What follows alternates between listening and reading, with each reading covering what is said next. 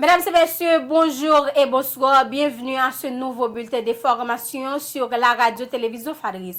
Le taux de référence calculé par la BRH pour ce jeudi 26 septembre 2024 est de 131,63 pour $1 américain. Le ministère de l'Éducation nationale et de la formation professionnelle MENFP a publié les résultats des examens de fait de Sud BAC pour 2 des 10 départements, à savoir les NIP et le Sud, selon le Bureau national des examens d'État BUNEX. Pour les NIP, sur 3 922 participants, 2 629 sont admis, soit un total de 67,03%. Les résultats relatifs à la deuxième session des recalés de l'année académique 2023-2024, toujours pour les NIP, sur 369 candidats participés, 302 ont réussi les épreuves pour un taux de réussite 81,84%. Pour le département du Sud, 6 372 postulants ont participé, seulement 2 350 sont admis, soit un taux de réussite de 36,88%. La deuxième session des bacs permanents, 45 participants ont réussi les évaluations sur 684 avec un taux de réussite 24,83%. La publication des résultats pour les autres départements se feront sous peu, a fait savoir le MENFP. En marge de la 79e Assemblée générale des Nations unies, les États-Unis ont organisé une rencontre autour de la conjoncture actuelle du pays. Le secrétaire d'État américain Anthony Blinken et l'ambassadrice Linda Thomas-Greenfield, représentante des États-Unis auprès des Nations unies, les deux initiateurs de cet événement, disent encourager les dirigeants du monde entier à redoubler d'efforts en vue de répondre aux besoins sécuritaires, humanitaires et économiques d'Haïti. Selon le secrétaire d'État américain, les États-Unis vont octroyer 160 millions de dollars supplémentaires d'aides étrangères en vue d'aider le peuple haïtien à écrire l'histoire qu'il mérite.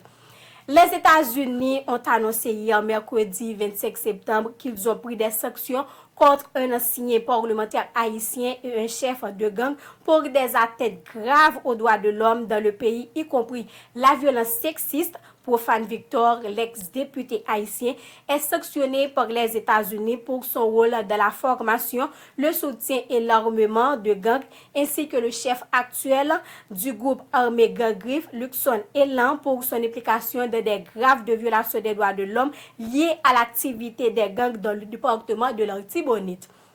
Le conseiller présidentiel Smith Augustin a rendu une visite hier mercredi à l'Office de la protection du citoyen où il a rencontré le protecteur du citoyen Maître Renan Edouville. Les deux protagonistes ont discuté autour des dossiers relatifs aux droits humains en Haïti, la crise des déplacés internes et la montée spectaculaire des violences armées.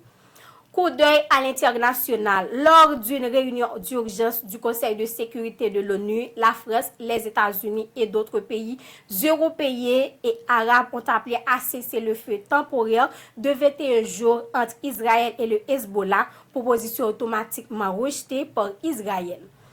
En Guinée, le colonel Célestin Billy-Vogui, disparu depuis 2 ans par la suite de son arrestation par des gendarmes, son corps sans vie a été présenté par son épouse hier mercredi à la morgue de l'hôpital Ignace-Dine de Conakry. Pour l'instant, les conditions de son décès ne seront pas encore révélées.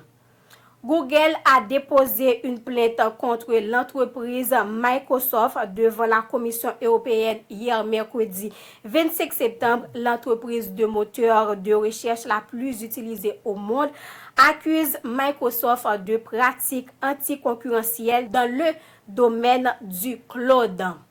Fait de ce bulletin d'information, merci de l'avoir suivi. C'était avec vous, Caroline Jean-Paul, pour la présentation.